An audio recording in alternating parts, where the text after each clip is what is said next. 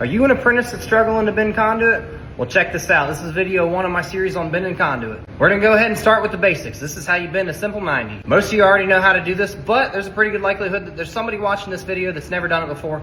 This video is for you. So if you're running conduit and your conduit's going this way and you want it to go this way, that's when you bend a 90. There's a really simple formula to follow, and it's gonna vary depending on what size conduit we're running. Check this out. So let's say I got a 4-square mounted on the wall and I want to run a conduit out the side of the 4-square and make a 90-degree angle onto an adjacent wall. Here's what you got to do. Got to bust out your tape measure, measure from the side of the box to wherever that adjacent wall is. For the sake of easy measurement, let's just say 24 inches. That means we need to bend a 24-inch 90, and here's how you measure it. Now you might be thinking, shouldn't we just make a mark at 24 inches and send it? Well, not exactly, because if we mark it at 24 inches, line it up with our arrow, and then bend it up, the top of our conduit is actually going to be much higher than 24 inches. 6 inches higher to be exact.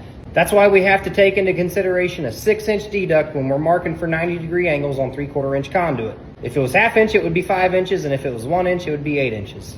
So we need a 24-inch 90. We're going to deduct 6 inches off that measurement and make a mark at 18 inches. Now, you should always use pencil when you're marking conduit. I'm just going to use a Sharpie, that way it shows up better on camera.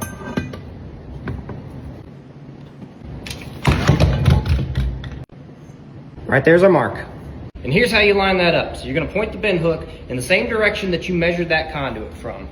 We're going to find our mark, we'll seat it firmly in the bend shoe, right like such, and we're going to line our mark up perfectly with the arrow right there. Now, it's really important that you keep a constant foot pressure on the pedal of this bender, and if you do it right, it's going to look something like this. Check this out.